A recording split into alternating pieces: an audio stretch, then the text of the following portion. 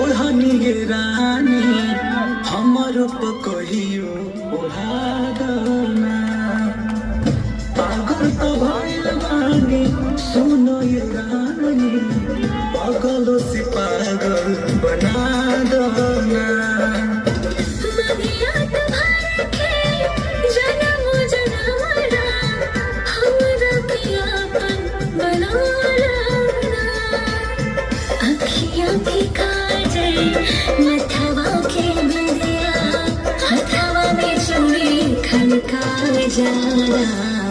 रेशम के जालीदार